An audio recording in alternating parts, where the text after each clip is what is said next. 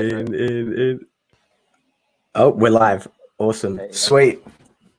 Welcome What's to going the on, Shaun bro? Wood All Good podcast, man. Thanks, dude. It's good to have you, man. It's been a long time since we've had a chat. It's a Yeah, fitting mate. place, man. Let's chat in front of other people. I reckon the last time I saw you was 2018 in Sydney.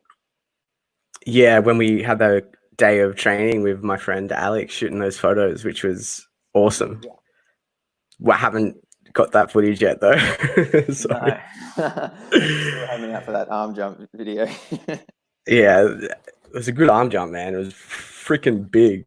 So, look, I don't know if you've listened to any of the podcasts before or if Yeah. you're an active listener, but it's a parkour podcast. It's the best way I heard it described recently was the most valuable parkour business and marketing podcast that's also parkour gossip. Yeah. So Fully. that's pretty accurate. So the people that listen to my podcast, people are looking to be create businesses out of parkour or maybe be a pro athlete. And it's cool, man, because you're someone who's been active, I think, even longer than I have. I think you've been around slightly longer than I have. No, Are man. you hitting 15 years? No, I count every year as like a sort of by sort of June, July. I know I started classes in Melbourne in June, July of 2007. So 13 years now. Wow.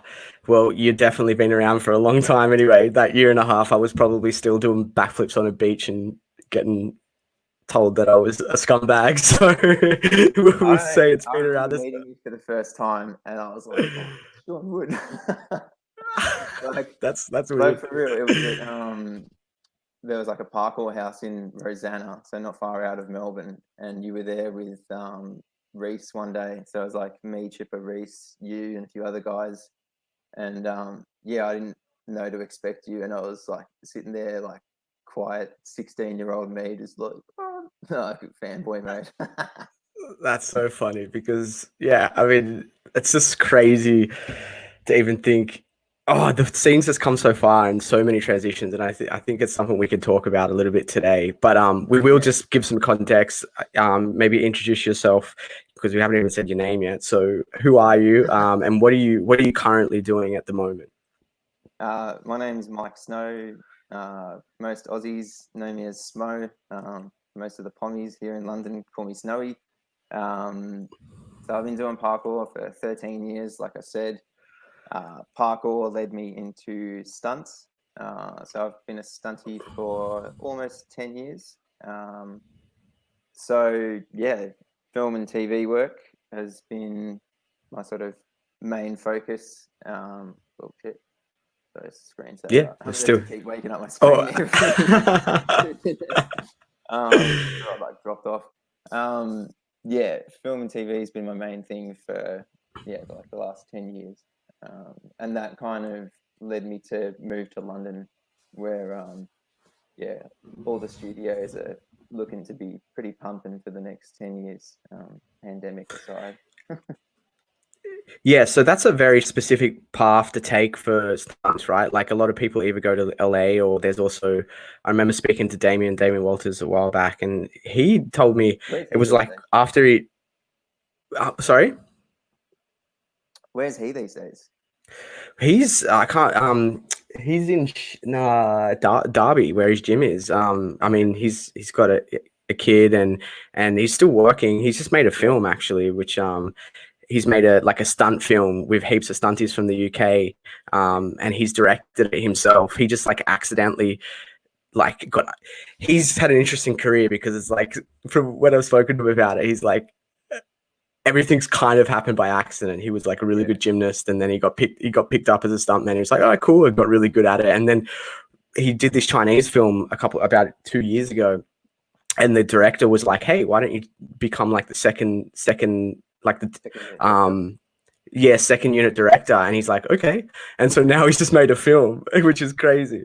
But stuff like John Wick and Extraction and Hardcore Henry have come about as stunties just going like let's do our own thing. Yeah, yeah. And it looks good. I followed all of it on Instagram. And it looks really fun. Pasha's in it. Pasha's like a Oh character in yeah. it. There's a bunch of guys. That Bobby, someone who's like Chris Hemsworth, Stunny. He's like one of the characters Bobby in it. It Holland. looks really cool. Yeah, Bobby Holland, and a bunch of Damien's crew. But back to you because that's more important right now. So it seems like there's a couple of different paths. Like a lot of people either go to LA and it's like a, you know, super competitive. It's hard to get into, but there's a lot of movies being made. But there also seems to be a Oh pretty solid scene in the UK as well, right? yeah, I think these days what I'm hearing is LA is more TV than films. Like most of the big like American action films that you're seeing coming out these days, maybe not most, but a big percentage of them are coming out of London. Um, yeah, it's crazy. Like all the like not all the, a lot of Marvel stuff, like all the Harry Potters, Mission Impossible, uh, all sorts of stuff, like Detective Pikachu, that was London. Um, Yeah. yeah, and like some of the European countries, like Hungary, like that, I think that had The Witcher. Yeah, there's so much stuff that's getting done either UK or Europe instead of America, even if it is an American made or American funded production. Yeah, that was the thing about Damien. I remember talking to him and he was like, I've worked in America once, which is pretty funny because you'd think that like that's where he'd done most of his career. And it's the same with you, right? You've spent most of your career living in London, right? Uh, no, I mean, in the last couple of years, I've worked uh, a lot more than like the previous few years in Australia. Um, Mm, so yeah, coming over here has been a pretty solid move. Been a good call. But yeah, I mean, people say to me all the time, they're like, "Oh, why don't you go to America?" And I'm like, "Because America has come to London." Like, yeah.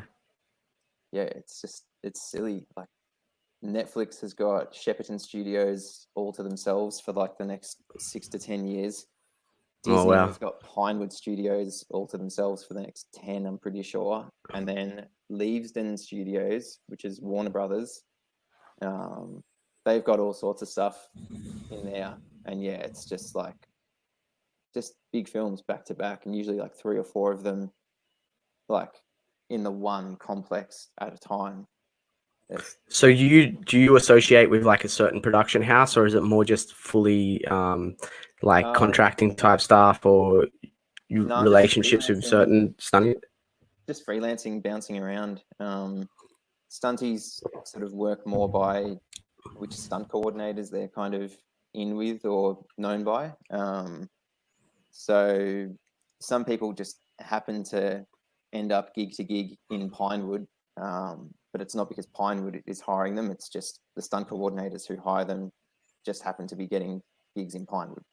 So like Mm. most of my gigs have tended to be in Leavesden, but it just happens to be that the cohorts who keep hiring me just end up getting gigs in Leavesden. So yeah, Yeah. it's about the big boss of the stunt department, um, really, as to where you end up working and on what.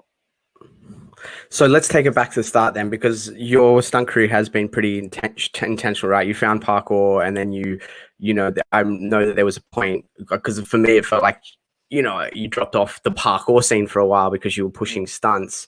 In a sense of like, I very much went down the like, Farang, we're going to be professional athletes and create a business. You seem to have just as much intention in what you were going to do, but very much from like, I'm going to make stunts my career. And what I think is very valuable as well is that you only got Instagram like a year ago. I remember you getting it like quite recently. And so you have played the game much different than most people do, or most people feel like you have to do, which is like build a following, get recognized, have lots of people follow you, and then get work. Where you kind of were pretty incognito for quite a long time. Even as a friend, I was still like having trouble keeping up with you, but Mm. you've had a lot of success and done a lot. So what first steps did you take? And maybe it's changed now, but there's two parts to this because I guess you would have had to and a lot of my audience is Australian. So, um, would have, I guess, got graded in Australia. How did you go about that? And then how did you transition over to England? And was that different? And what happened there? Australia and England both have similarly structured stunt grading procedures, in that you go and tick off a bunch of skills or courses out of various categories that you got to choose between, and you put together an application with your paperwork and video evidence of you doing said categories and skills. And then that application goes to a committee who review it and then either approve or reject your application to become a stunt performer. So yeah, I did the Aussie stunt grading. There's two levels of performer in Australia: stunt actor provisional and stunt actor. So I got my provisional, my SAP, in 2010, and stunt actor in 2016. And then I got on the British Stunt Register in 2018. So in 2016, yeah, 2016, I came over to England. I was working on Alien Covenant as a rigging grip, so playing Lego with shipping containers, building 5 high stacks of that were forming outdoor studios and hanging all the blues on them for blue screens. And yeah, I was working with another stunt boy, Seb. So we're in Sydney doing that, and it came up that I have a British passport because Mum's English, and he's like, "Dude, what are you doing here? Get over here, you idiot!" And I was like, "Oh, okay." So I did a 5-week trip in September 2016 to sort of feel the place out, try to meet a few people and get a bit of a start on the stunt grading and kind of decide if I really wanted to do it or not. And then, yeah, the next year, so 2017, I started spending, 5-6 months at a time here in London, just chipping away at that and, yeah, just kind of making it all happen. And then I managed to get on in, November 2018, and things have been good since.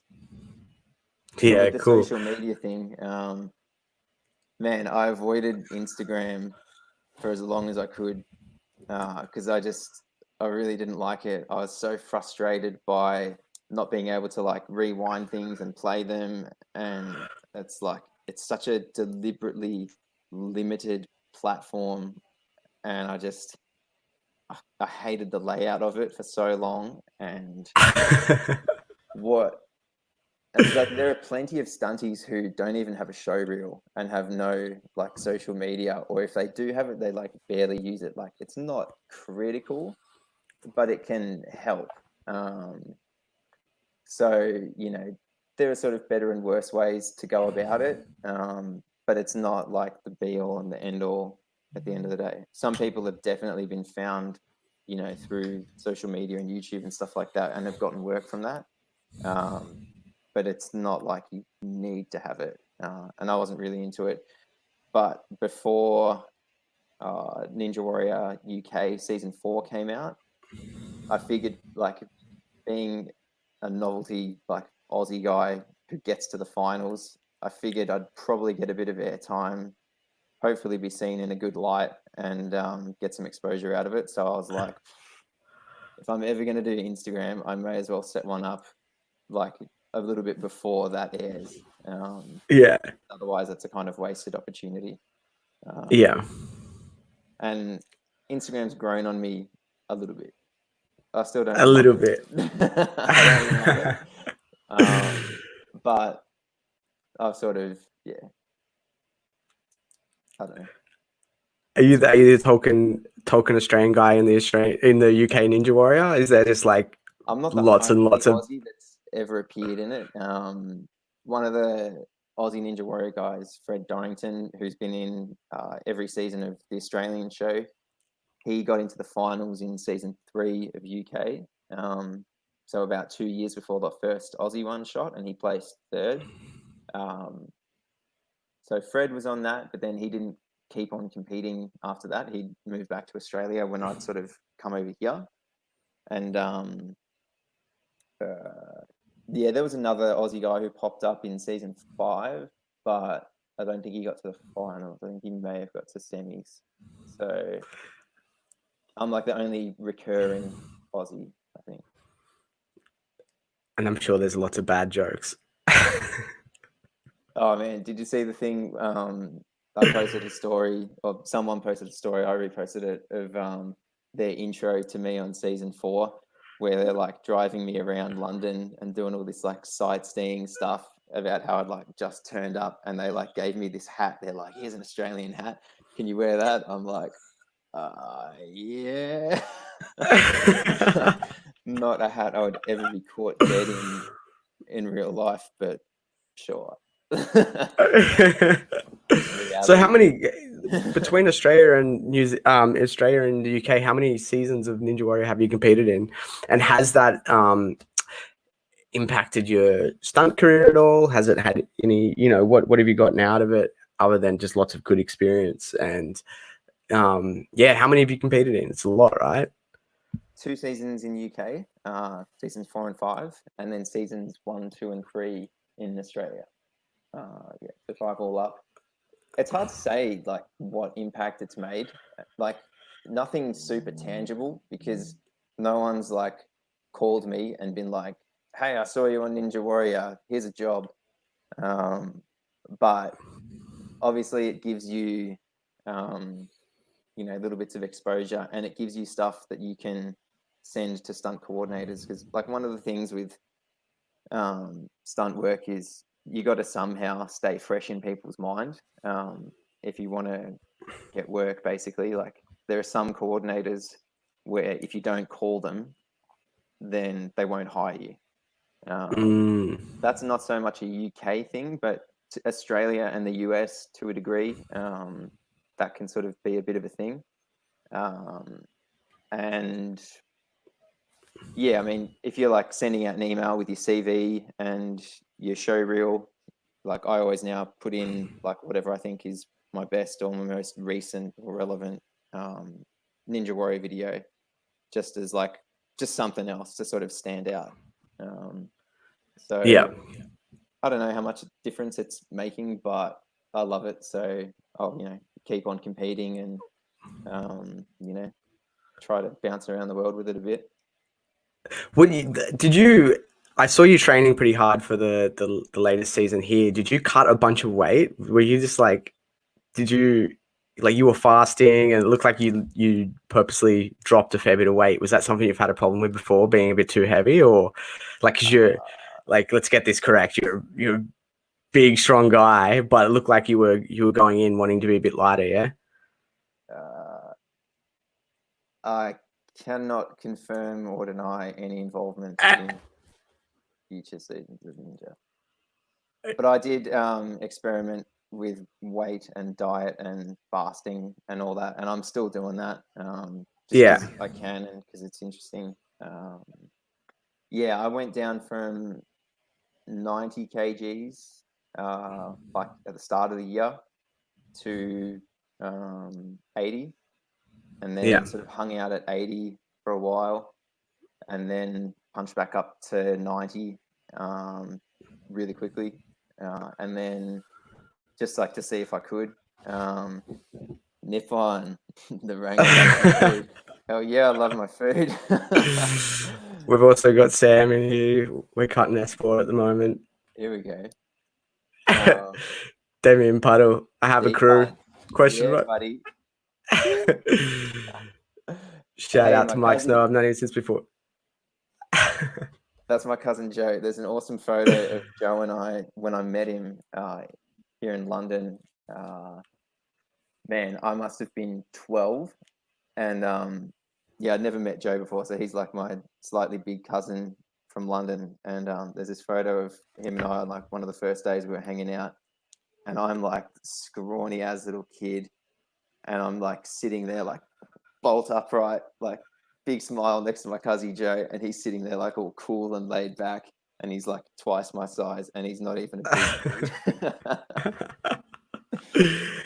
So with parkour, I mean, how much are you still training parkour in general? I know when we hung out last you said you were training a lot, because something I am, thinking a lot about right now, hitting 32 years old, is longevity and Yeah. keeping my body in shape. How have you shifted with some of that as well? I'm really interested in these conversations with some of us guys that are starting to be around for more than a decade.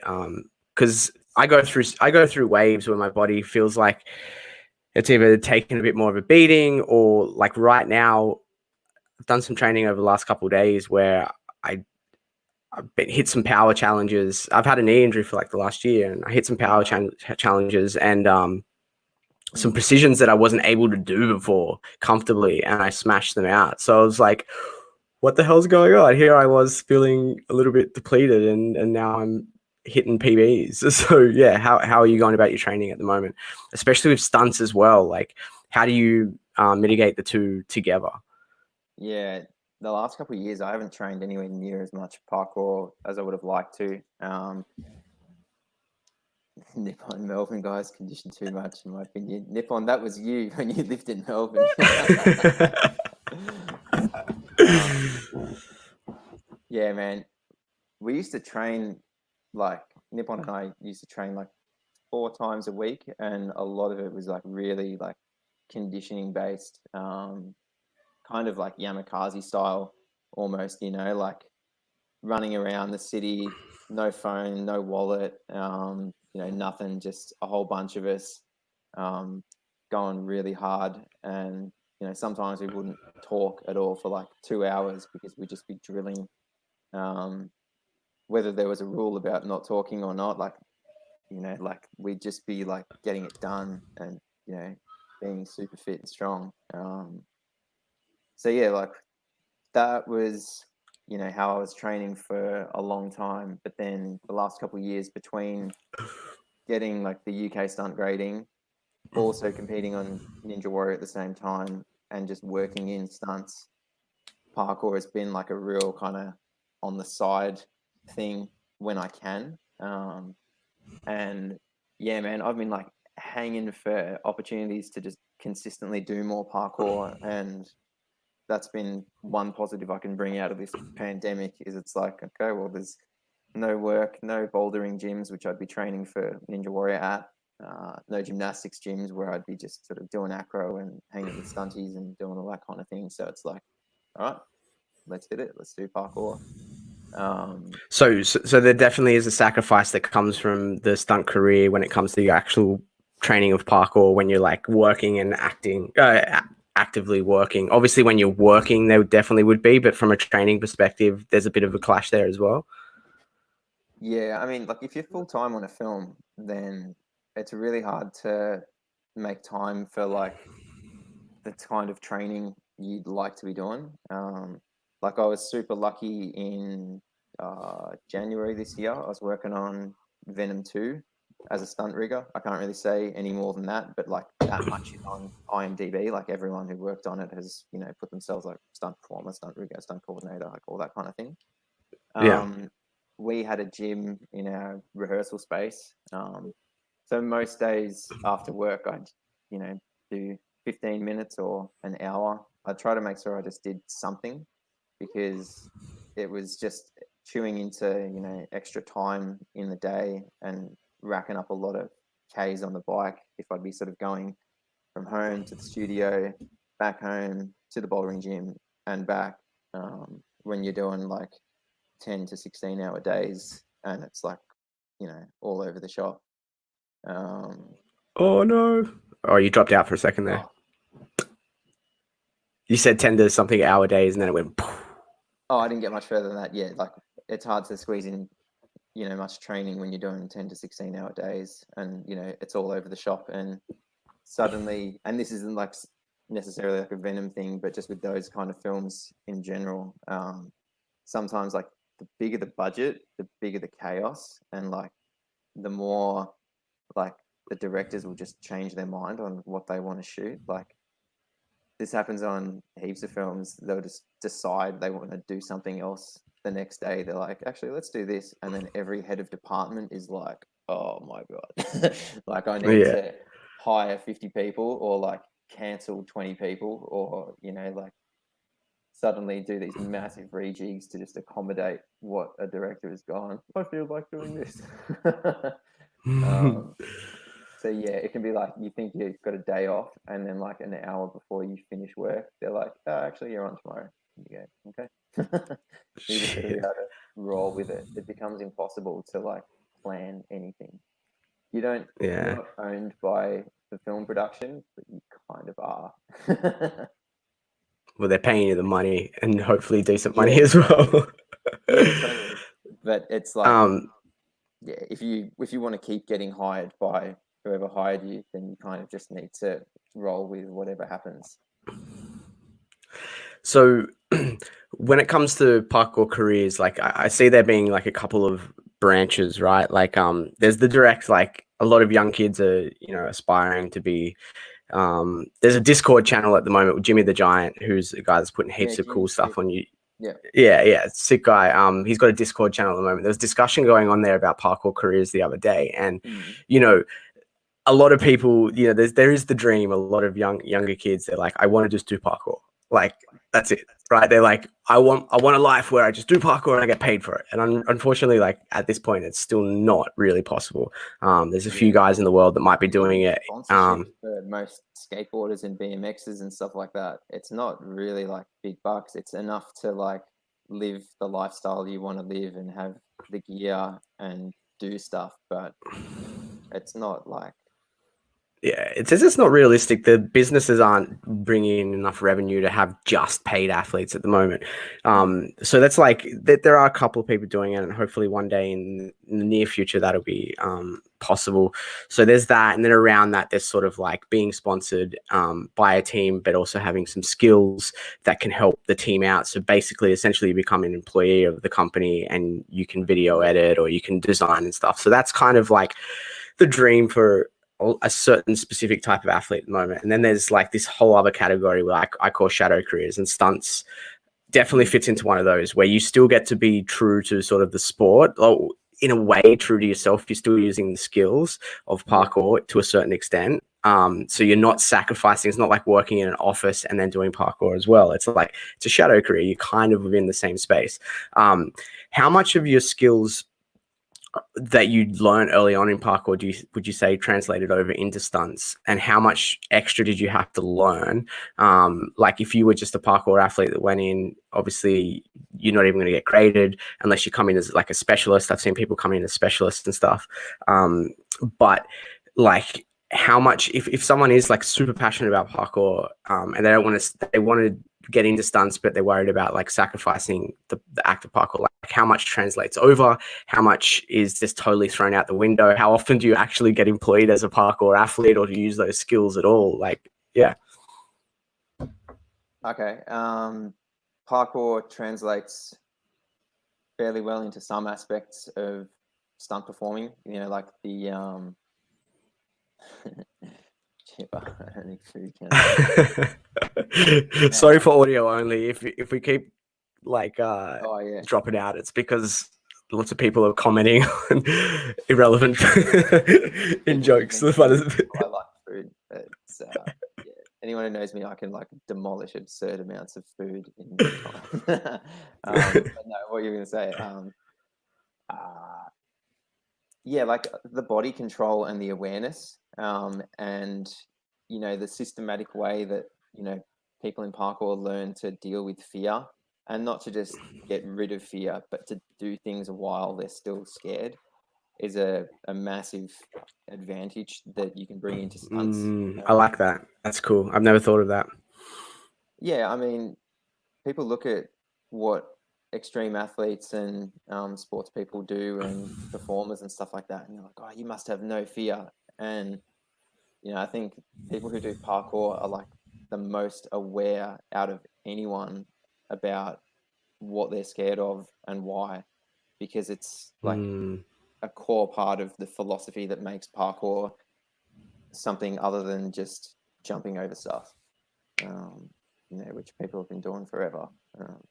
Jumping and vaulting Yeah. and climbing is nothing new, but doing it with a very specific philosophy that has a focus on, improving yourself, growing and overcoming fear, like that's a cool, like thing that separates it from a lot of other stuff. I'm sure people with BMX and skating and climbing go through kind of similar processes in some ways to deal with their fears. But yeah, I don't know if it's always sort of as deep or as philosophical. It's just different, as it is with parkour. Yeah, I've spoken about it a bit on the podcast, but the whole fear aspect of parkour has been something that I've taught classes around. I've gone into sort of more traditional movement gyms and stuff like that, and taught adult classes that are just like it was overcoming fear with movement was the name of the workshop. And I had 15 or 20 grown adults who are all very physically able, but if they're in the movement practice, maybe they do the Ido Portal style, or they just do movement culture in general. Even like within those modalities, like they've never even when you introduce acro for the first time, the fear that comes up, or then a lot of people do box jumps in gyms on padded up boxes and stuff. So then you put them on wooden boxes, or even like the whole process of balancing on a bar and then putting the bar on top of like a 2 or 3 foot box, and then asking them to just go and balance again for the first time. Like some of the strongest people I've ever seen, buckled at the knees trying to balance across, something that was like waist height. So the whole fear aspect, I think, is one of the really valuable assets of the sport, and that's really cool to hear that it also translates over into stunt industry, because like I've done some stunts as well, but mine was like in Bollywood. And no, actually I've done Tollywood, which is like there's Bollywood, and then there's like I think it's North or South India, and they've got like another one that's called Tollywood as well. And like, is it actually that they different? said like well, Tollywood, so Bollywood puts out like what, thousands of films a year. Tollywood, like 4 hours long. yeah, Tollywood like doubles the amount of movies that come out of Bollywood. So whatever Bollywood's doing over Hollywood, Tollywood's then double on top. Yeah. And the way that they film a lot of these movies is they'll just like set up 3 cameras and you got 1 take, right? And it's like they've just captured 3 red cameras, and they'll get every shot, every angle, and they're like, all right, we've got 1 take because we need to, we need this film done in 3 days. So like, my point is, though, in those situations, it's very much like I got asked to I jumped to a moving bus. It wasn't going that fast, but then jump off it. And I'd never jumped off a moving vehicle before. And it was only like 5 or 10 kilometers an hour. It might have been slower. I don't want to hyperbole the whole situation, but it was moving. And the second you add more velocity to something, it adds more to I didn't realize that I would have been traveling, and then there was plus that. But I had like, when the director said like action, it was like, let's go. And that was it, first time, 3 cameras onto a moving bus and jump off. And that fear side of it, I had to be able to ground myself and not let it was a high risk situation. So that fear, overcoming the fear, knowing how to control that fear was definitely super valuable for that. And I'm sure you've probably been in crazier situations, working on some bigger films, right? Oh, nothing like that I thought was just stupid, or like that I needed to, or should have upon reflection not done. Well, like look, Australia is a really... We're talking about me. Oh no, but, Australia is such a like safety focused place. Like Melbourne's an absolute nanny state, and like that's not just Melbourne, but like that sort of culture of like risk assessments and like really thorough safety. That's really come into the film industry in the last, I don't know, 10 years, especially. The amount of paperwork that stunt coordinators have to do is way more than what it ever used to be. So in some ways, being a stuntie is kind of like safer than it ever has been, because they're allocating more money to rehearsals and equipment, and like doing it with like all the protections in place, and like gradually stepping it away, instead of like in the old days where it was like cowboy movies and stunts was like a new profession, and it's literally like, hey, can you like just fall off that horse? Here's $5. Like literally Yeah. $5 is like what people used to get paid to become stunts, and they just chuck it. Yeah. Yeah. Um. That's so funny. I forget what I was gonna say. I've lost the question. Oh, I know. Oh yeah, we'll wrap up. We'll get to the end of the stunt stuff. But I mean, the age old question is like, would you recommend it for a parkour athlete? And yeah, like, is how's your career? Are you very happy with it? And one or two last words of advice for somebody that wants to do it. How do you get your foot in the door? How do you meet the first stunt coordinator? I guess that could be valuable uh information, because I you know I'd I say like, I looked into it at one stage, and it was like, it does seem like it's hard to get that first sort of like connection, or yeah, I don't know. It seemed quite yeah, difficult. I was pretty lucky with my first stunt job. Hey, like it was a parkour commercial in Melbourne with guys that I knew. It was Reese and Chipper. They put me forward, and yeah, we spent 2 days running around South Bank and rooftops in Melbourne, jumping off stuff. So I was super lucky that like literally my first 2 days on set, I was introduced to a coordinator, Harry, who is like the go-to man for um, commercials in Sydney, and that led to more gigs with Harry later down the line. Quite a few of them parkour based. Others, playing soldiers in battlefields, and all kinds of random stuff. So I kind of lucked out there, kicking my desk. But yeah, it can be pretty hard to meet people. So I don't know. There's no one way to do it. Depending on where you are and what the culture is like, it can be a case of sending emails and just cold calling stunt coordinators. I think cold calling stunt coordinators is a bit less of a thing here in the UK, but in Australia it's a bit more kind of accepted. So it depends on where you are. If parkour is like the only bow in your string, you're probably not going to work a whole lot on big films and stuff. I mean, like the Stora guys managed to get like a sick job on Six Underground, doubling Yeah. steroids, and then playing like little sort of minor characters like in a gang, and doing some hectic parkour sequences. Um, Were you that on? Were you on that as well? I was on that, and there's a whole story that goes with that. But yeah, I think for some of those guys, that was their first big film. And one of the really cool things about that was that I think there's literally like Michael Bay watching parkour on YouTube and Instagram and stuff like that, and probably just being like, "I want those guys," and then like either him or someone else in that production saw one of the spots that they were jumping on in Brighton, where it's just these mad pillars forming a circle, and some of those Yeah. jumps between them are pretty meaty, and like Callum just plyos like the whole lot of them. So Michael Bay or whoever like designing that film has gone, I want to do a version of that on steroids, and then they build it. They chuck the Storo guys on wires, and then they do it with like explosions going on.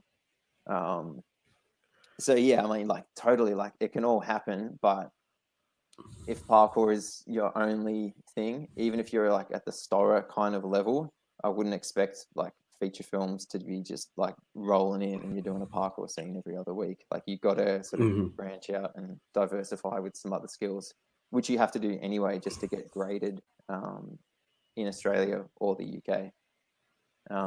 What I was going to say with that film Six Underground and the Stora guys, I worked on that just doing like background stunts and random things, like you're a security guard one day and a construction worker the next, and then a tourist in another scene, and just all this little stuff. Michael Bay likes to just have like stunties on standby so that when he feels like it, he can just throw a bunch more bodies like into a scene and make stuff up on the fly.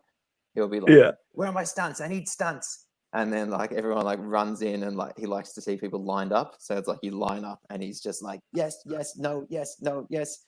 And then it's like, "You go away," and then like, "You guys come with me," and then he just like starts dressing you into the scene.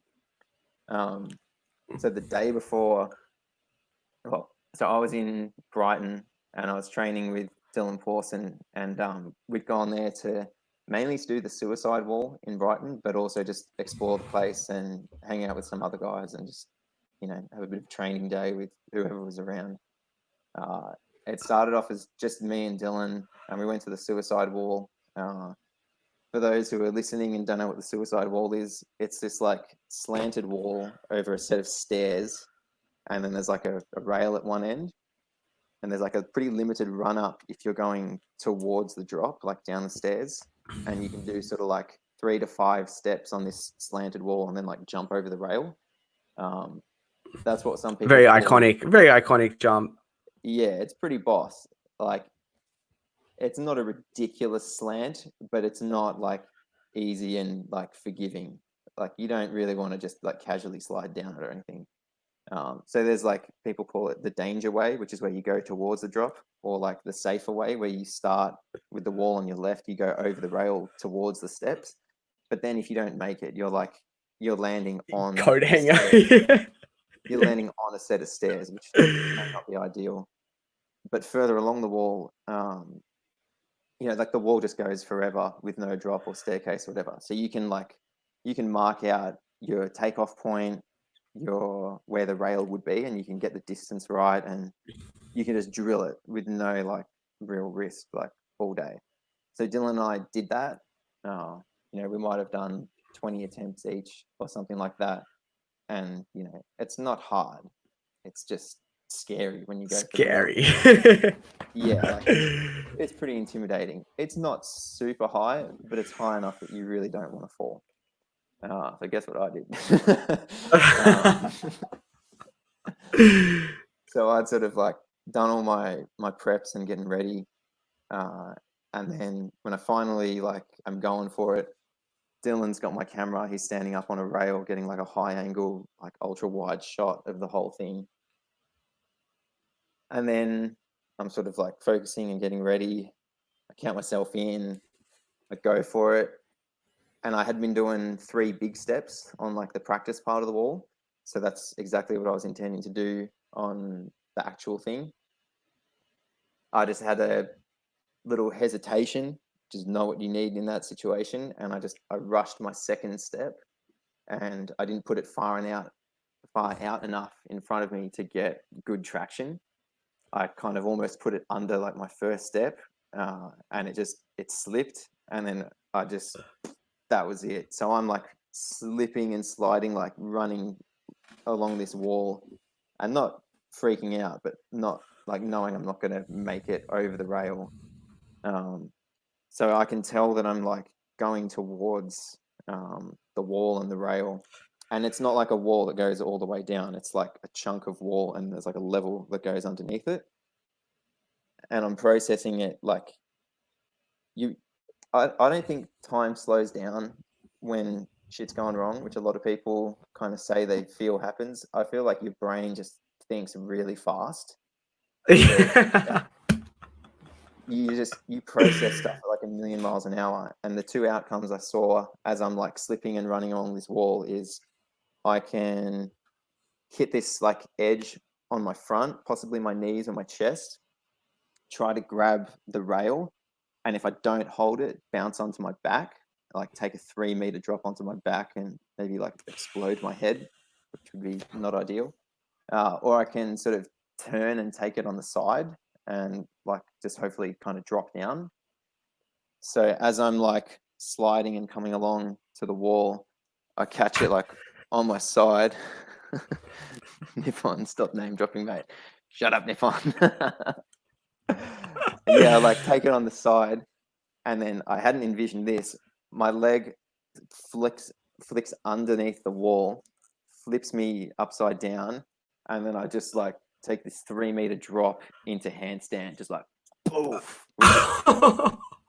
And literally I stopped the ground like there. So like 10 years of handstand push-ups just saved my head. Like I nearly Wow. pancaked my face. Did you hurt yourself? Like, were you injured? Yeah, not badly. Amazingly. So I knew like my hands took like an absolute spanking from it. Like my hands were sore like pretty quick. I was like, oh, like that. I was expecting like massive bruising. They did bruise, but not visibly. But yeah, they were pretty sensitive. Like within an hour, like not putting any weight on them. I knew I'd definitely sprained them and maybe broken my right one, which wasn't feeling as good.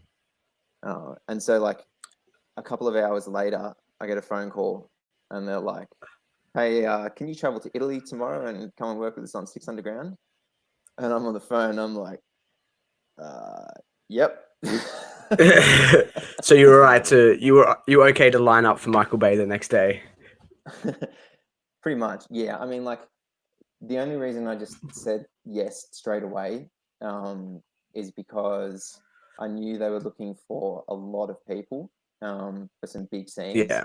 They hadn't like they'd been in contact with me before, and they were like, "Hey, who's available?" Like they sent out a big group email. They're like, "Hey, who's available around this time of the year for maybe 3 weeks?" And so I put my hand up like, "Yeah, I'm available." So I knew based off of that, they weren't looking to get me to do a very specific thing. Yeah. So in a big group scene like that, it's pretty likely you can sort of work around any little injuries that you might have. And, it's not the first time a stuntie has gone to work injured. Yeah. Like obviously there's some injuries you should never go to work with, but I was pretty certain that I just sprained it. And I was like, that's manageable. Like I'll flag it with the guy who hired me. And I did that on the first day that I was there. And I just said to him like, "Hey, look, I'm looking after a wrist injury. It's not bad. I can run around, fall over, anything. Just don't ask me to do push-ups or handstands." And he's like, "Yeah, sweet." Yeah. So yeah, a lot of the time though, with what I found out afterwards, is that you can't actually see a wrist break even if you x-ray it straight away. It often takes about 2 weeks before like sort of swelling goes down that a wrist break can actually show up on x-ray. So even if I had gone to hospital that day and did have a broken wrist, they might not have been able to see it anyway. So I went and worked for a couple of weeks in Italy, not knowing if I had a broken hand or not, but like being pretty sure that it was just a heavy sprain. And for the first couple of days while I'm meeting everyone, I'm like keeping my drink bottle in my right hand and like shaking hands with everyone like a left-handed. And like people caught on pretty quickly. They're like, "Something's up with your wrist, isn't it?" And I'm like, yeah, it's not that bad, but yeah. Russia is in touch, and Nippon's still trolling you. I expect no less from Nippon. Nippon, OG guy, for people who don't know, who's been like, he started training around the same time as me. And Nippon's the kind of guy who's like, you never know what to believe when he talks to you, because you'd say to him like, "Hey Nippon, are you coming to the National Parkour gathering?" And he'd be like, "Yeah, I'll be there." And then he doesn't show up. And then the next year you're like, "Nippon, are you coming to NatGat?" And he's just like, "No, I can't make it this year." And then he just turns up. All right, let's move on to some juicy stuff. You've sent me a video with no context whatsoever. No discussion, no anything, and it's a mashup that you've made, and I'd love to hear what this is about. So let's roll, and if you want to commentate a little bit, audio only, if you want to jump on YouTube and have a look at this. We're about to roll a video over the top. Just hold off on it for a second, and then when we do play it, just play the first 2 clips. Okay. This is a topic that I've been thinking about for a while and not really sure how to approach, because I've got some stuff to say. I'm not intending to like ruffle anyone's feathers or claim that I'm the best or I know best or everyone should listen to me or anything, but I think it's worth bringing up, and I haven't seen anyone else sort of bringing up some of the stuff that I want to get into. Are you bringing some controversy to my podcast? God I hope damn it. not. I've been so PG up until now. I knew bringing it Australian on was a mistake.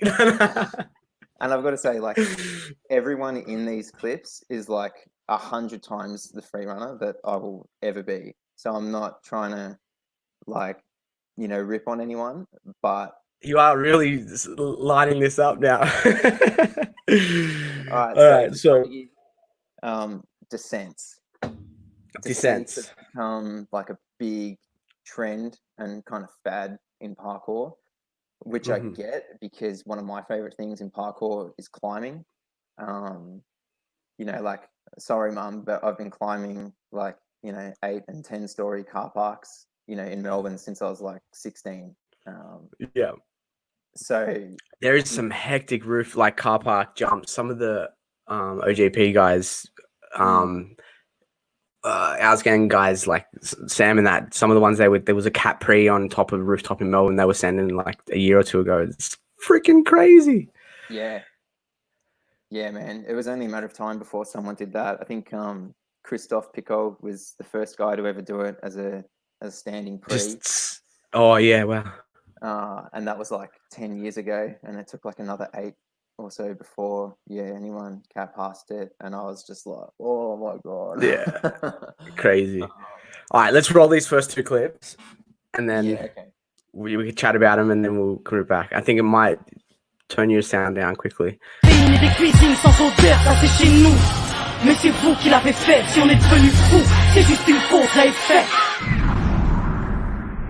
Viens, n'aie pas peur, viens goûter à la vie, viens goûter au déclin d'une jeunesse à l'abri, viens me dire en face que tout est cool, soit t'as des couilles, soit tu coules. Donc moi je cours quand le monde s'écroule, viens, n'aie pas peur, viens goûter à la vie, viens goûter au déclin d'une jeunesse à l'abri, viens me dire en face que tout est cool, soit t'as des couilles, soit tu coules. Donc moi je cours quand le monde s'écroule.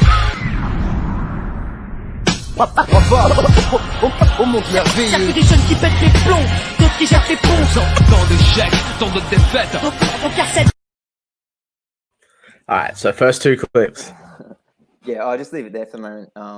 What I was Yeah. going to say before I didn't realize my mic was muted, as that was Yeah, playing. yeah. Like, as far as I'm aware, that's like one of the like probably the earliest like big boy proper descents forever. Like that's Oleg Vorslav from Latvia, and he's a freak. He's like my favorite free runner ever. He's a mad dog. He must have been like 16 when he was doing that, and he's doing it. That was just like all arm descents. Yeah, like, he's doing it hold with a on. cast. His hand in a cast. I don't know how old that injury was, and then he's doing that like fat drop at the end. Like when I saw that, I was like, whoa! Like I used to watch his video before that, Vince Clan or Russian climbing. It got reposted a lot as. I used to watch those videos every day, man. When I was starting out, I thought they were the sickest. But yeah, it's funny that like, people doing sort of big descents. It's been a thing for a while because obviously like Oleg did that, but it's only like really caught on recently. Mhm. And it's kind of freaking me out a little bit, which is why I wanted to sort of talk about it because it's getting pushed so hard, and this is super grim, but I will not be surprised if in the next couple of years someone either axes themselves like really bad or just dies doing a descent, whether they're a pro or someone not super experienced or anywhere in between. Because I think, a lot of the descents people are doing nowadays, like if you play the next one, it's Joe Scandrett. And Joe's phenomenal. Joe's awesome. He's like probably the king of descents. Like have a look at this clip, like play the next one. Yeah, I think the only problem here is I think we're gonna have to watch those again. I don't know if we're gonna be able to just do individual clips. Let me see. Yeah. So what I might do is I don't think so. We'll just roll the whole thing possibly. Or I haven't worked out how to do that yet. What I will add Well, is that I've got it on my phone, or I can like hold it up yeah, to let's the do that. if I absolutely need to. Yeah. Yeah, Um, maybe that's the best thing to do. Yeah, it is very. There was a clip that went around on Facebook and YouTube, I believe, recently. Someone did get pretty hurt pretty recently Really? doing a descent. Yeah, they sort of How slipped backwards like last week sometime. How high? Yeah, I might be able to find How it high was somewhere. the descent and how high did they fall from? So I believe I didn't actually watch the clip, but I believe they fell back and there happened to be like a balcony behind them, so they got super lucky. But it was, yeah, I'm definitely, yeah, I do. Things are getting crazy when it comes to descents.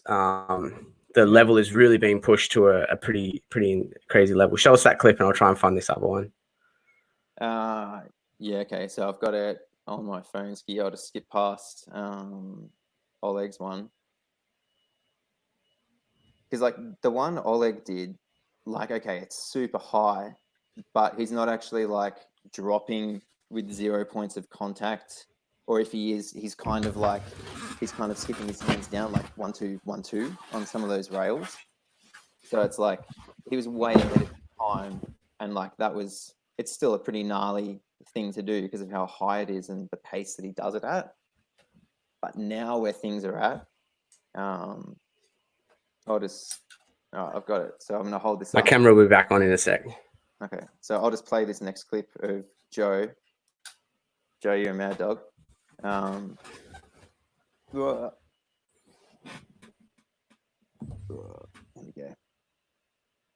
Yeah, there's like, and then he finishes it with that flip. yeah, Because why not? So stuff like that. Clearly, like anyone who's doing that is rehearsing and practicing like the lower levels of that until it's like second nature. And they're not just chucking that stuff from the top level first go, like hoping it's fine. Like I'm not worried about people just like chucking descents from the top and like people being super reckless with it. Like I know people are being really like methodical and careful with it, because that's the general kind of nature of most of the athletes who are doing parkour. But yeah, it's like people still just axe themselves doing basic things, and it's like, I guess, with those 0 points, with those like 0 points of contact ones where you're dropping and if you're landing 2 feet at a time and you're having to like sort of swing into it, obviously there's like the risk of your feet going in, or there's the risk of your hands not catching it, and it's like it's not recoverable if you go back on one of those car parks. And it's like everyone who is doing this and who does parkour, like they know that that's not news to anyone, like but I think sorry, you go. I guess it's one of the first things that's come along that really has that zero chance of failure, right? Like even with roof gaps, like as impressive as a lot of them are, maybe roof cult Asia is an exception. Like some of the ones all the boys did in that was just insane. Like there was dire consequences no matter what. But a lot of the time with roof gaps, there's sort of like like it's very rare people doing roof gaps that they can't fall over. Not fall over. You jump, like there's full jump, but there's a safety out. You can you're still having forward momentum. You usually have enough power to make the gap. It's just about the landing. With descents, there's that moment of let go. And if you miss, you miss. 0 points of contact. I have heard though, because I've not gotten too much in like I've played around with like 1 or 2 story descents. I have heard some of the top guys debate to say that there is even with the 0 contact, there's still bailouts, and they are training for bailouts. There's like a leg catch, I believe, that sort of some guys feel is pretty safe, and that's why a lot of the guys do like a bit of a split foot land, because that you kind of your top leg can act as a little bit of a hook.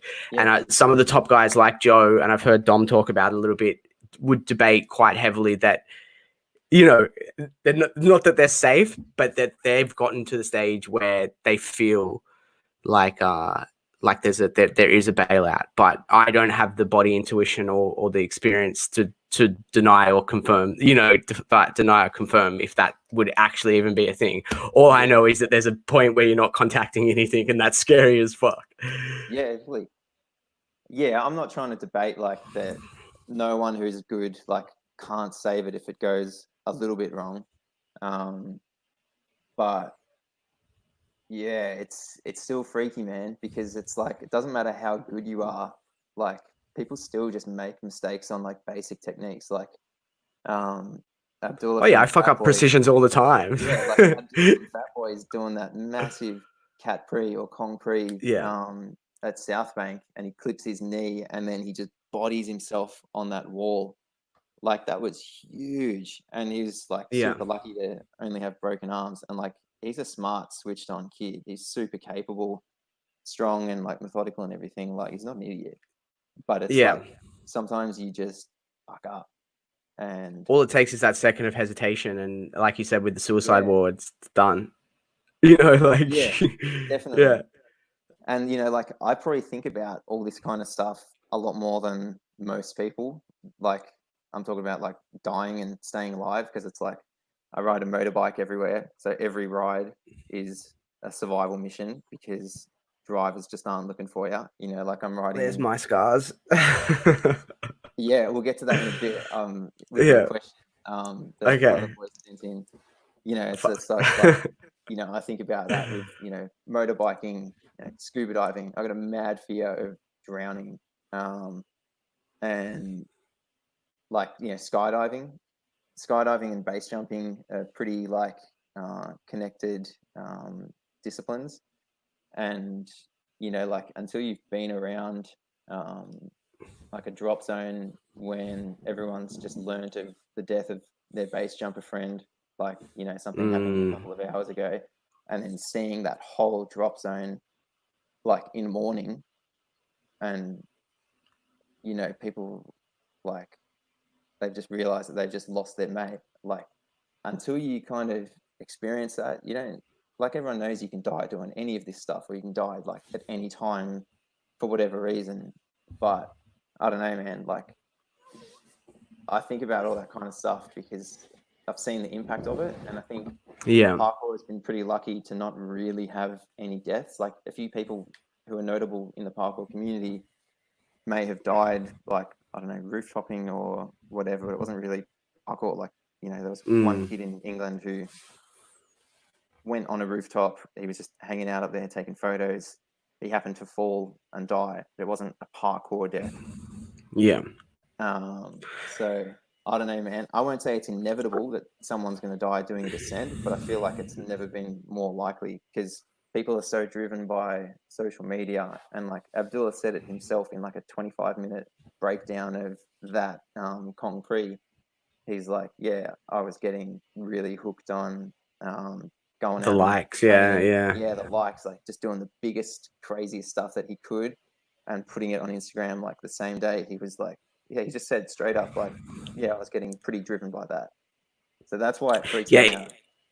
Instagram is a bit toxic like that. I've noticed that, I try not to have a filter I post through anymore, but there's been long period. Like there's been periods I haven't posted because I just know that, or like, no, actually the worst thing is there's stuff that I want to post and I'm very much working through this, and I don't care as much as I did once upon a time, but my Instagram wasn't like the genuine stuff that I wanted to post for a long time. It was like, I would go, this isn't going to perform that well, and I would not post it. And that's a ridiculous reason not to post.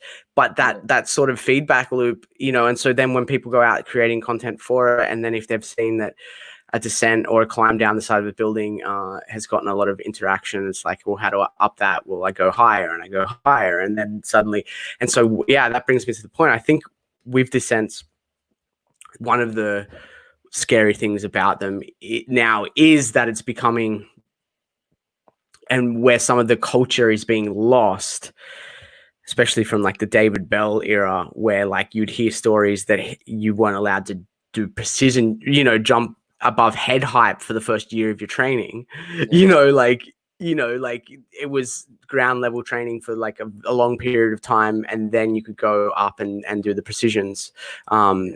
Now like the sensor like introduced into training whenever you want. And It could be like week 2 if you really wanted to, and that's where like these types of conversations are important, because it's like where, because unfortunately it could go either way, but where the likelihood of it being someone that's young and new to the sport could be super devastating as well, because then there will be people, then there'll be a lot of questions. Pro as it is a noob, because pros in any sport can get complacent because they're so good, and complacency is like one of the biggest depods issues, in the parkour bag. I haven't seen that. What was I going to say? Sorry, I derailed you there. Yeah, it was just as likely for a kid as a pro. Oh yeah, like I was going to say in Ninja Warrior, which is obviously very low risk. Like you're going to go in a swimming pool. But yeah, it's like complacency and like overconfidence is the biggest thing that brings people down in that. And it's the same with heaps of sports. Like, that base jumping death I mentioned, where I was at a drop zone in Norway as the news broke around that. From what I know of that wingsuit pilot, he was super experienced, really skilled, a consistent jumper, like always getting on it. But he was pretty consistently deploying very low, which, low deployments in base jumping mean absolutely no time to deal with a malfunction. And yeah, he was having trouble depressurizing his wing to get to his pilot chute deployment handle. So he wasn't able to grab his handle to throw out his pilot chute and deploy the whole thing. And this is the thing that like has stuck with me really powerfully, is that for some reason he turned onto his back before he went in.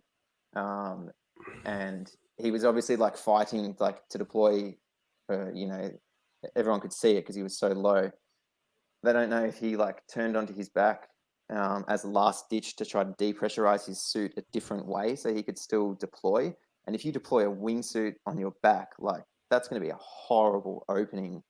So like that's pretty desperate attempt to save your life. Or did he turn onto his back because he didn't want to see the ground rush?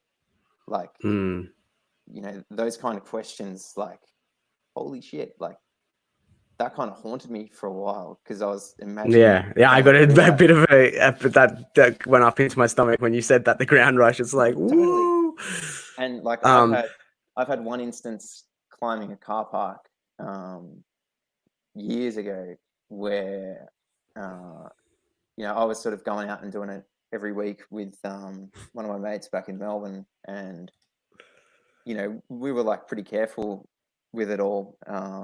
And with the car parks, you can always climb in at any level, and just feel like stopping the climb, you just climb in. And yeah, like we were going up a car park that we hadn't been to before, and we were climbing really slowly and like testing everything and weight bearing, but we should have gone into every level, walked up every level, checked every rail, checked every surface of every like concrete ledge and all that, but we just climbed it. And the way this rail was on these car parks on every level was like you had a concrete wall and then you had a rail, and there was like a steel plate like this, and this is the rail, and what was holding it into the wall was a bolt here. And on like level 4, I'm sort of hanging on the concrete ledge, I put my hand up, I pull on the rail, I test like 80% of my body weight, go like, yep, cool, it's strong, put my hand up, pulled on it, and then I thought the whole thing disconnected. What it actually did was it spun on that bolt and it went like that. So the rail effectively dropped like, I don't know, 6 to 8 inches or whatever.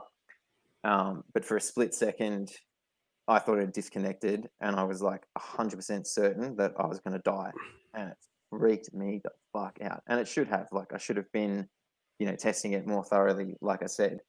But everyone's been a noob who's done some dumb shit at some point in their parkour life or career or whatever. I'm sure you were a noob and did some dumb stuff that you probably learned from.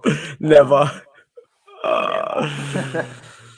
So I don't know, man. That's why I look at this stuff and I'm just like, oh. My nickname on I don't .net wanna was stop Bail people doing Bail it. Boy. I was Bail Boy. No I was shit. the most hated guy on Parkour.net for a very long time. Andy Kaltais, the most handsome man in the world, had a whole thread that he used to just post my videos and be like, "This guy is not going to be training in 10 years from now. Look at his posture and his bad form." Yeah. Shout out to Andy. Much love. But yeah, what I was going to say is yeah, go. Yeah, it's like I'm not here to like tell people not to do descents or anything, but to just like really, really think about it. It's like I know people know they're not invincible and whatever, and I feel like such a negative Nancy, and like I'm not trying to be anyone's mum, like tell them what to do, but it's like until something like bad and sort of high profile happens, people are going to keep on pushing, and it's only when like hectic accidents come along that it sort of resets people and they take a step back and go, oh, okay, hang on, why are we doing this? Is there a different way to go about it? Because you see that all the time with like, base jumping or skydiving and scuba diving. I mean, like skydiving is a regulated thing. So there's like, a lot of the time when fatalities or near misses come in, that leads to new regulations to prevent it. But parkour is not a regulated thing, and it shouldn't be. But yeah, just with my experience in all these different things, I don't know, I just have, I guess, an unusual perspective. I think something that resonated with me and made me think while you were saying it was the Ninja Warrior thing, because I did, last season, the season before, and I don't even remember, I did it here. And one of the things that stands out to me there is like you've got a lot of high level athletes on a course that if most people had the opportunity to run through it a few times, would probably get through the first couple of stages pretty easily. At least stage 1 and 2, you could practice for a day and get through it 100% of the time, right? Yeah. Descents are but then you see these high level athletes fall over and over and over again, even like parkour or rock climbers who have really know their body, are familiar with these types of movements and obstacles, but under the pressure of the situation, under all the circumstances, fall so many times on the first obstacle. Descents are kind of the same thing. It's like you don't really have maybe you can prep it a little bit, but the slip up could happen in the same fashion that like the Olympian falls first obstacle in Ninja Warrior. Like, yeah, that sort of resonates with me of like, shit, like it's only a matter of time before just the wind blows the wrong way before someone does it. And it changes everything, or one of the bars is wet. There's so many variables. Yeah. It's definitely a conversation worth having. Say that it's inevitable.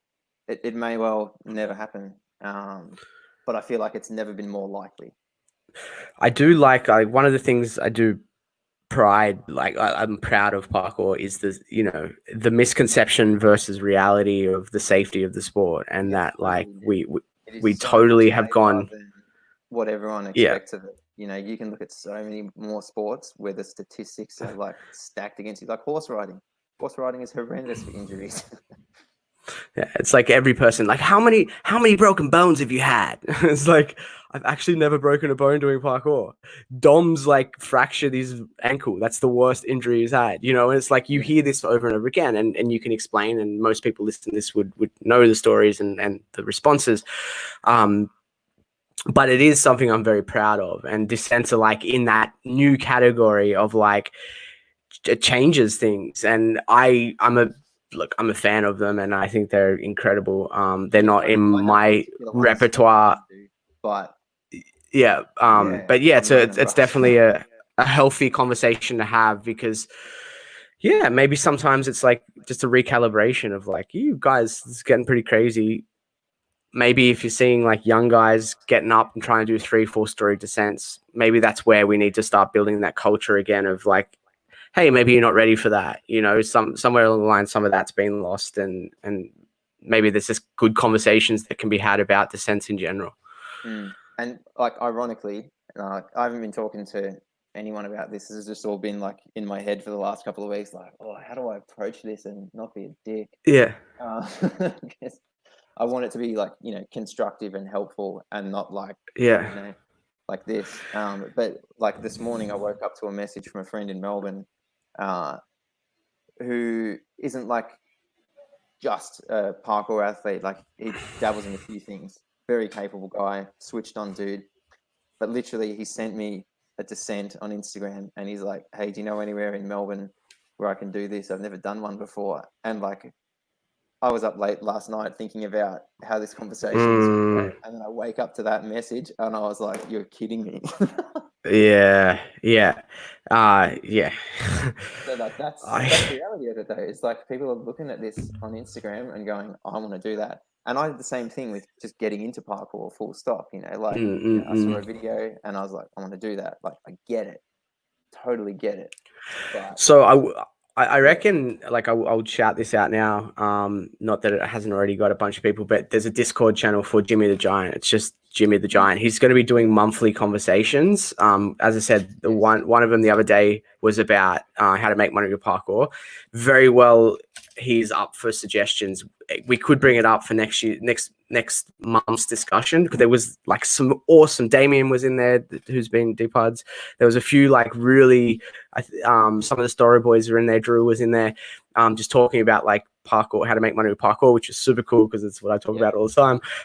And there's this really cool community being developed right now, that kind of is resemblant of, I don't know if you ever used IRC or MIRC back in the day. That's like probably a bit too internet nerdy of like the 90s 2000s, but like even just like MSN chat rooms back in the day, like it's resemblant of that, but like all parkour, and there's like, it's super active, and it's probably the coolest place to hang out for just good parkour discussion right now. So shout out to Jimmy the Giant on Discord. You follow him on Instagram and you'll see. Hopefully I'll train with him soon. He's a switched on guy, man. Yeah. So we're gonna put this photo up because you sent this up, and you just said you wanted to have a discussion about it. If you're listening audio only, you really need to like tune in to the video. Is a photo of Shaun and Reese from like Sydney, like outside the Sydney Opera House. What, like 13, man, I don't even know. 13 years ago, because it was like, I'd been going to like a few parkour classes in Melbourne, and then 60 Minutes did a piece on parkour, and like, is it Tracy Grimshaw? They like took her around the world, meeting like Sebastian Foucan, like outside the Dame du Lac in like Lees or Every, and yeah, like did stuff in Sydney, like you and Reese versus her in a car getting from one place to another, and all this other stuff. And yeah, man, that photo of you that's cracked me up. I remember watching that piece with Dad, because like Dad was really concerned, and he'd like come to the parkour classes and just like watch from a distance. And when we were watching that piece, my dad's like the most safety conscious dude in the world. Like he kind of had an idea of what rolls were for, and like it made stuff safer. And he was watching it, and he was like, I like the amount of rolling that they're doing in this. I showed my mum this photo this morning, and she's like, "Oh my god!" I'm like, "What?" He's like, "You really did look like a girl," because this was like the most common like thing that used to be said to me at that age. Like after that, I know, running it. But even Reese looks very pretty in that photo. We must have makeup on. We must have makeup on, because we look, like look at Reese. Like we both like just a little makeup put on you. That's probably the first time you've ever had makeup put on you. Well, I mean, it wouldn't have been. You don't wear makeup on a Saturday night? Gary Vee reckons that's like the biggest industry to get into now is men's makeup. Like that's where the next $1 billion industry. Yeah.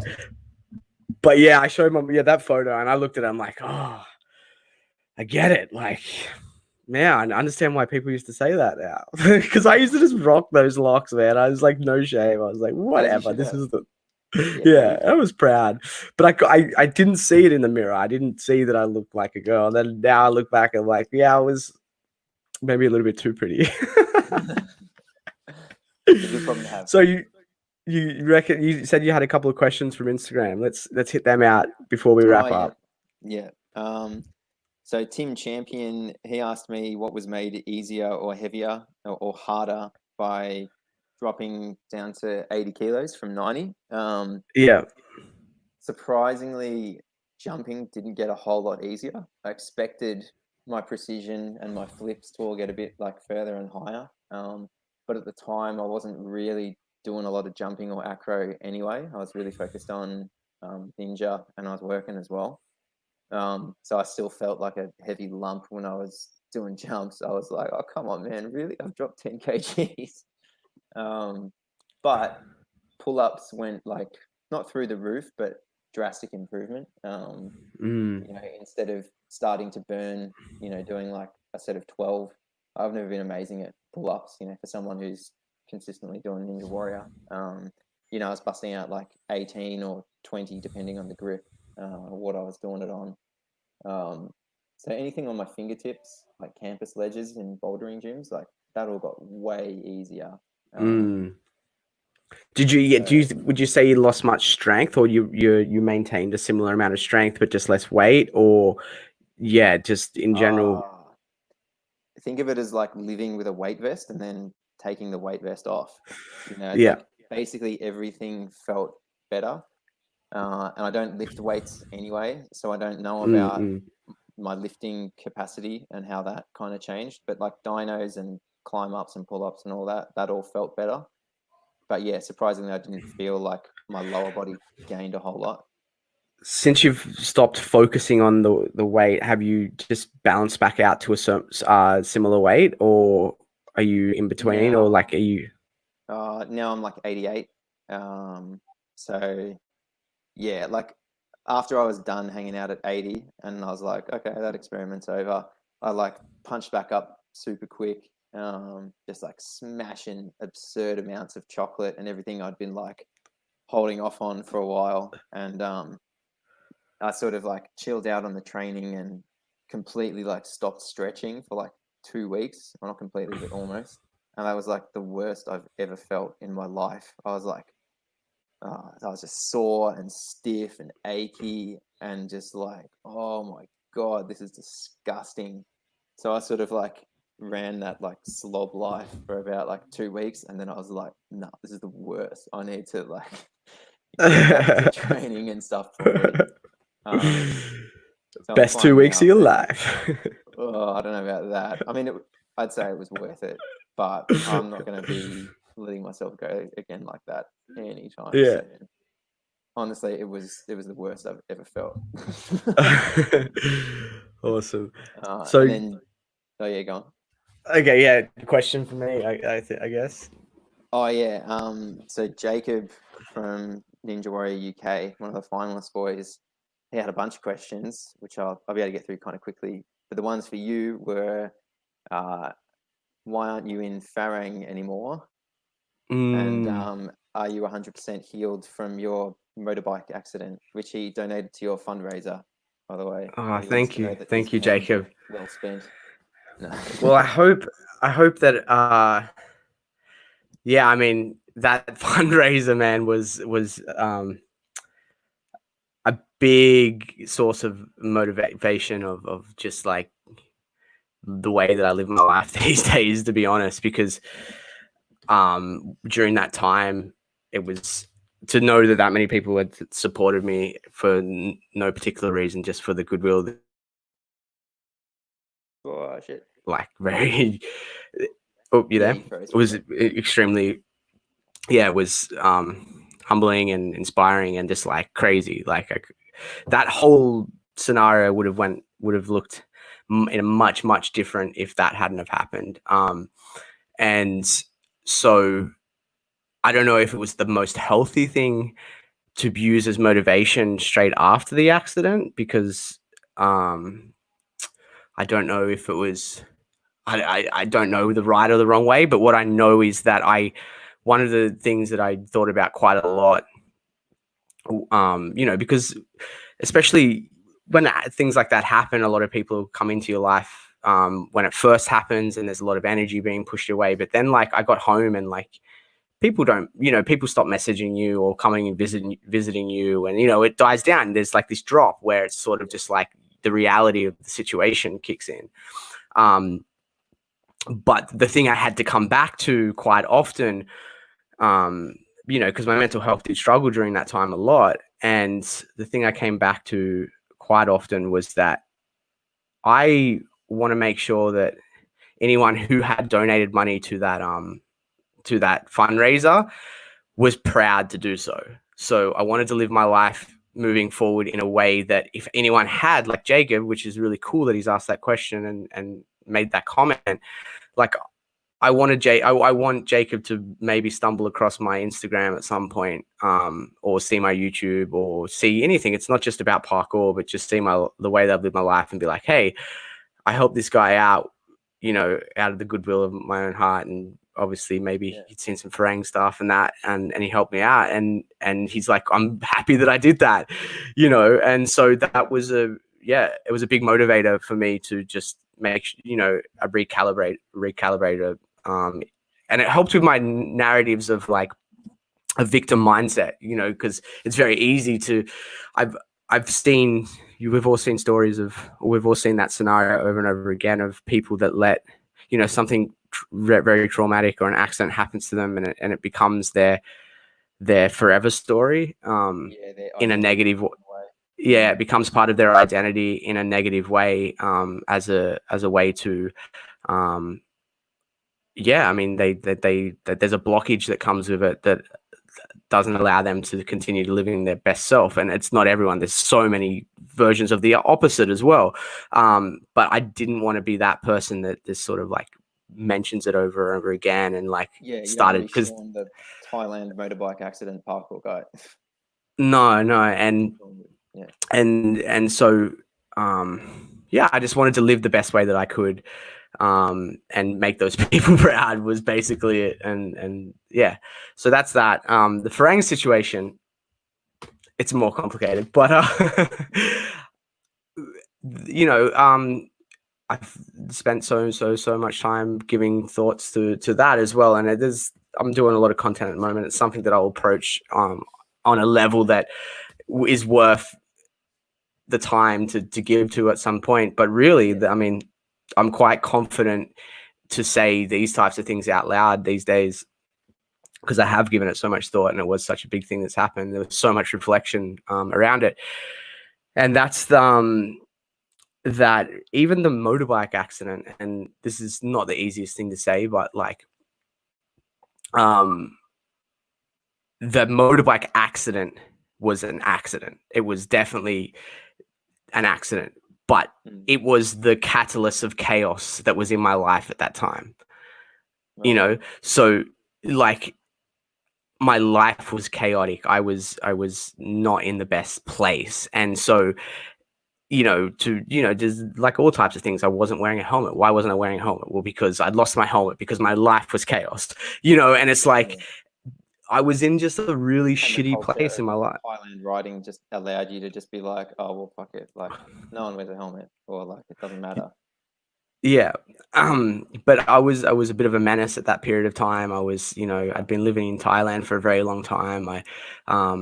There'd been some tough things going on, and the guys had been out traveling for like 3 months prior to that Jason actually had flown back in. I think Jason and Anna had flown back into Thailand the day my accident happened. I hadn't seen them for like 2 or 3 months. I'd been like running the team, but like with Anna's girlfriend at the time. Fly back in, or they just came back when they heard that? No. It was like a coincidence. Like they flew back in that day, and then the accident happened that night. So there's a lot of like alignments of like just the chaos of my life at that time. And Yeah. with the Farang stuff, the accident happened, and I mean, at first, I very much probably looked like I was not going to have much of a parkour sort of career moving forward. But I would say that the reason I'm not part of Farang anymore was that at that time we were all in different places, and the company was moving in a bit different way from to where I was at the moment. And really, like, I let the guys down a few times, like a few too many times. And that's the reality of the situation, is that maybe they weren't able to put their name behind me anymore, and we had to go our separate ways. Yeah. That's pretty much the truth of the situation. There's a lot more to unpack there, but Yeah. I was a bit unreliable at that period of time in my life, and we had to go our separate ways. That's pretty much the reality of the situation. And yeah, it's just the way that it happened, and that whole, the journey from there, though, I wouldn't change it. Like, the last 4 years of my life have been the biggest growth period of my life, and I'm like very happy where I am right now, and I've moved into many different very cool things, and I'm doing marketing now, and I'm training more than I ever have, and I've got my motivation back, and my knees healed, and I'm like, me and the guys talk all the time. I I had Jason on the podcast. I've had Anan on the podcast. I train with Dom 3 times a week at the moment. This is the journey of life, bro. Like, these crazy things happen when at that time that just wasn't a good fit. I was in my, if you've listened to any sort of Jordan Peterson or you down the Jungian psychology routes or anything like that, like, I was in I was going through my shadow period, man. And out of there, my hero's journey, whatever, I was on the 3rd step of my hero's journey. I had my catalyst, my moment, and then it turned around, and the growth has come, the growth has turned around from there, and I came back. It's like it was my hero's journey. I came back a changed man, and have gone on my path, and that's where I'm at, bro. And yeah, I miss the guy. Like, I miss that whole Farang experience. Like, it was some of the best years of my life. We did so much cool shit, man. Like, but at the same time, I'm doing cool shit now as well. So Yeah, man. Well, just do cool shit. That's the lesson out of the whole thing. And yeah. Sick lesson. So thanks for the question, Jacob. I hope there was an answer there somewhere. Yeah. So the other stuff he asked, where do you want to travel to and why? That was just for me. You don't get to answer that, Shaun. I made myself. I've seen everywhere already. Shaun's been everywhere. There's nothing left for him. I definitely want to go to Thailand for parkour. Like, having seen all the stuff you did with Farang, looks like there's tons of stuff to do there. But also freediving courses. One of my mates who lived in Melbourne for a while, French dude Florian, he had a freediving school, which unfortunately has just had to close its doors because it's like the tourism industry isn't going to be recovering, in a big way anytime soon. And that's a main sort of driver for their business. So he'll keep on teaching freediving one way or another, but he's closed his school for now because it's just not going to be feasible or sort of worth hanging on to. But yeah, I really want to go and do some freediving. And also a couple of weeks in a Muay Thai camp. Just get my ass kicked. They're Not cool. in actual fights, but just to experience that style of training and living and food, and just kind of see what it does to my body and what I learn out of it. I think that'd be really cool. I think you'd have to do at least 3 or 4 weeks to make it worth it, because you'd be super sore the second week if you're not like You can like getting out of for nowhere. like 20,000 baht, like which is like $700 or something. You can go and stay in those camps for like a month, and they feed you and they do like everything, man. Yeah. Like there's some really cool ones.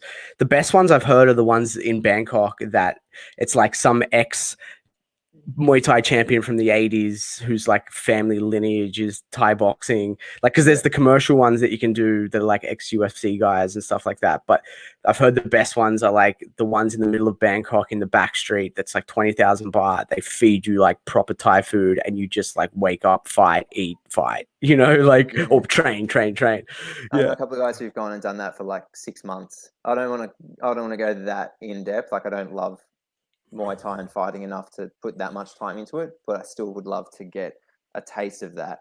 I think that'd be super cool. But yeah, there'd be no point in doing like 2 weeks. So I think it has to be probably at least a month to make that worth it. And also for parkour, like I'm heaps keen to go to Bilbao in Spain, New Zealand. I've never been to New Zealand at all. I really wanted to get a longboard or a fixie and just ride through New York with no like particular destination. I just want to go ride in that concrete jungle. And there's a few American drop zones that have like 1 month unlimited skydive tickets. So if the weather's good, you can make it worth it in the first week with how many jumps you do and what an average jump ticket goes for. So if you can make it worth it in the first week compared to normal prices, like a month of unlimited jumps, yeah. Yeah, sick. That'd be pretty Sick. cool. This one's for both of us. No, you could really like do a whole podcast just on this if you really wanted to. But All I'll right, try we'll to do this keep it. last question. Oh, okay. It's if there's heaps more, then we can keep going. Man, if people are watching and you feel like going for it, let's go for it. All right. What the best / top 3 parkour memories for you both? It's a bit hard to pin like 3 exact like absolute best, because there's tons over 13 years. But 3 that came to mind as being like good ones or noteworthy. For me was first parkour class. I actually did 2 in a row one day, and I like had the cause of death for like a week, but it was like the best thing ever. The first thing we did was run from like Melbourne Central to Melbourne Uni, which if you know Melbourne is really not far. It's like not even 2 kilometers, and that run absolutely killed me. I had no cardio. But yeah, the rest of it was sick, and that just got me absolutely hooked. The first parkour class. Second one I wrote down was there was this jump I did at Hanging Rock. And for anyone who doesn't know Hanging Rock, you drive like, it's not even an hour and a half. It's probably like a little under out of Melbourne, and you come to this like ancient volcanic rock formation, which looks like just towers of rocks all like clumped together. And it's probably like one of the best natural parkour spots in the world. Easily one of the best in Australia, like hands down. Hanging Rock is sick. Like it's just good climbs, like solid rock, mad jumps. And I was there with the boys when I was 18, and I had broken my hand like a couple of weeks before. And it was healing super quick. Like the breaks were very clean. I was doing a show, and I just happened to like slip off a low bar and just plant my hand down and like do 2 carpals in the base of my thumb, and it was healing really good. At this point, when we were at Hanging Rock, I was able to put like a little bit of weight on it when I was climbing. And we're all sort of like exploring and doing our own thing at one point in the day. And I kind of did this like span climb up between 2 rocks, and then sort of got on top of it, and then was looking for where to go next. And my only real options were like this meaty as jump down to another rock, or just climb back down the way I came. I'm looking at this jump, and I'm like, nah, not really feeling that. So I go to start the climb down, and often climbing down is harder than climbing up. and the first move that I was going to have to do to go down, I was going to need to put a lot of weight on my left hand, and I just wasn't ready for that. So I was just like, oh, I have to do this jump. So this Oh shit. this jump, my takeoff point to the landing, it was probably like easily 3 meters, probably closer to 4. And it wasn't to a massive surface area. It was like to a circle, which was fairly level. It's almost like landing on a nice little disc, but it wouldn't have been like more than 1.5 meters wide. It was like no distance forward, but there was a gap. And it's like, if you somehow manage to go down that gap, you're going to pinball down like 12, 15 meters and like, see you later. Yeah. And then it's like death drop on either side. But then in front of it, on the other side, there was like another big rock to do like a fairly easy jump to. So it was like, okay, once I get this like big boy jump out of the way and get that done, then the rest of it's pretty fine. And Nippon was like close by, but he was on a different rock and he was watching the whole thing. It took me ages to psych up to do this jump. I probably spent like half an hour, 45 minutes up there warming up and getting ready to do it. And eventually like I squat down, compose myself, launch, and there was that much air time that I started like hearing like the acceleration that you get when you do like a proper that like whoa. And obviously like all of your senses are like on fire when you're doing stuff that's like that intense. So there's that. It wasn't like I went into like full free fall, like super fast. Close enough though. Close enough, like starting to accelerate. And I hit it like super strong, and I'm like, awesome. And I'm like sort of springing up out of the landing, and then I slip and I start going backwards towards that like death drop chasm, and I just like spin around and just sit down. It was like just this super quick, like instinctive save, and I just sat down and like grabbed the rock, and I'm like, what just happened? Nippon was watching me just like, ah. And I'll throw in one more story. I don't know if you've got some brewing in your head. Little story. Yeah. I was training with some guys in Brisbane maybe like 4 years ago, and we were at this car park where maybe like 3 levels up, you've got the car park is shaped like this. Yeah, it's like that's all the structure there. And then in this corner, there's like a little building here, and a little building here. From this wall, it's like a pretty mellow jump out to that building, and then a pretty mellow jump to the second building. And then jumping back into the car park over here was like not huge, but it was a decent jump. Like you had to give it some beans if you wanted to make it. So there's probably like 10 of us, and most of us did the jump. That's sort of like the whole sequence of jumps. We were there for maybe like an hour and a bit, and then we went around to another like a little like low to the ground precision spot around the corner. And we were there for like get out of it, Nippon. He's saying it was a pretty good drop. You weren't even there, Nippon. And yeah, so we go to this spot around the corner, and then we were there just doing like really chill ground level training for like 10 minutes. And then like 2 police cars turn up, and like 5 or 6 cops get out, and they're like, "Hey boys, how you going?" And we're like, "Yeah, we're good." And they're just like, "We've just had some complaints and calls about a group of young men who, probably you guys, doing some rooftop jumps at the car park around the corner." And we were just like, "Oh yeah," and they're like, "Can we get some IDs out and just make sure that none of you are like in trouble for anything else or got a warrant or anything like that?" And they were pretty cool, and everyone like gets their IDs out and shows them everything, and they like run everyone's details in the car. None of us had any warrants or any real trouble or anything. And one of the cops is just like, "All right, boys, you're all good. Who was doing the jumps though?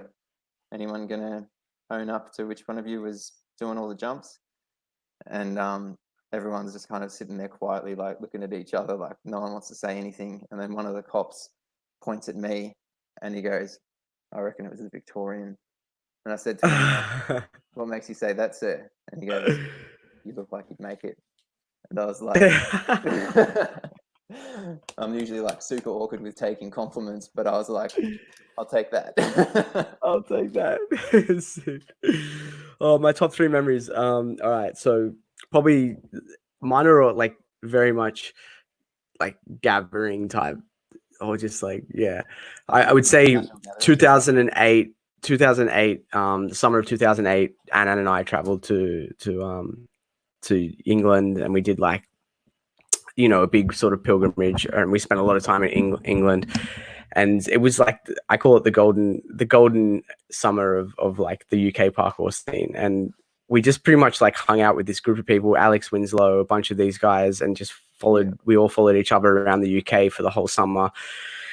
Travel for like 3 or 4 weeks. We made that around the world. And if you look at the intro of that and you go back and you look at that now, the amount of faces that pop up, you got Oleg in there, Daniel, there was at one point, there was the World Firefighter Games on in Liverpool, and we happened to be there, and there was like 17 free runners like staying at Danny's house because we all performed, and we had like Ryan Doyle, Oleg Vorslog, Daniel Ilabaka. There was, me and Anna and Phil Doyle, like it was, I think a bunch of the Story Boys were there as well, and like we're all crashing on Danny's floor, which was just like this crazy, crazy experience. And then Anna and I went over to Paris, and that's like mixed in with that, the lease, visiting Lease is always like a beautiful experience. So that whole summer was like number 1 experience. Number 2 would be the Art of Motion in Tokyo, Yokohama, that I competed in. And there's a crazy story with that one, because Jason and I flew over together. I believe we were in Thailand. This was like really early Farang days. We just started, and like we got there, we couldn't believe it. We were in bed, like we shared a room, and there was this night where we were like laying in bed, and we were just like little kids. We were probably, it was 10 years, or it was 9 years ago. So we were like in our early 20s, and we're just like buzzing, like, oh, this is so cool, this is amazing. What, we got flown out to fucking Yokohama to do a parkour competition, this is great. Jason ended up coming second or something.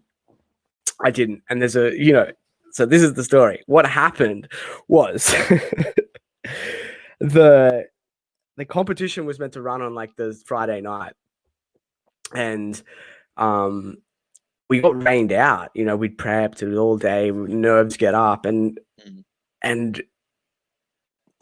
so we were up on stage, like ready to go. Like it'd been raining, it'd been trickling all day, and we were like, the comp was about to start, just starts pissing down with rain, and we're all saturated from head to toe. And so we get rained out. Everyone's really disappointed, and all the athletes retire for the night and decide to go back to their room. Well, fucking me decides to go with Nico, who's the guy that runs a lot of the Red Bull events from the parkour community, and he's like, let's go have a beer. I'm like, all right, we'll go have a beer. And then the joke was like that he made it start night. He's like, oh, we'll just have the after party anyway. And I'm like, yeah, sweet, like that sounds good. And we're like 3 beers down, 4 beers down, 5 beers down.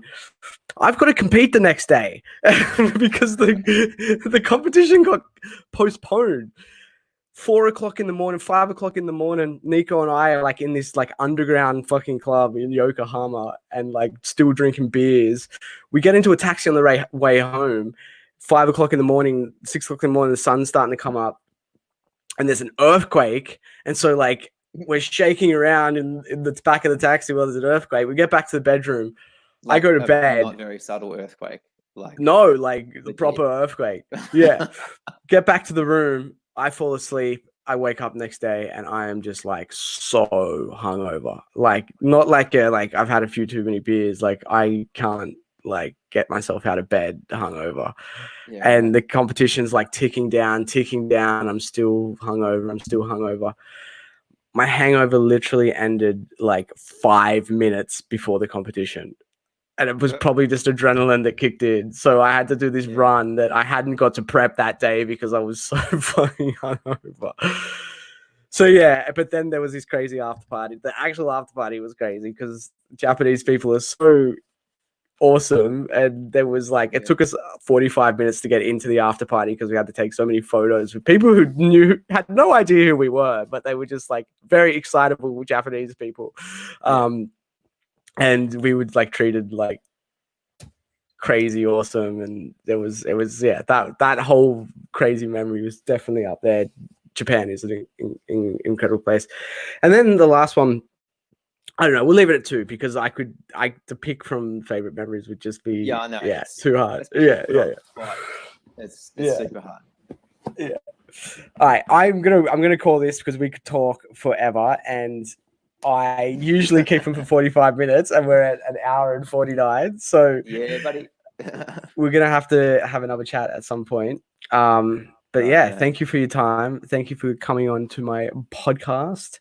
Thanks for having me, bro. I do believe anyone that is watching at the moment, I think Dom's about to do a podcast, his first podcast right now over on his YouTube channel. So let's go and raid. I'm going to go watch his podcast. All right, man.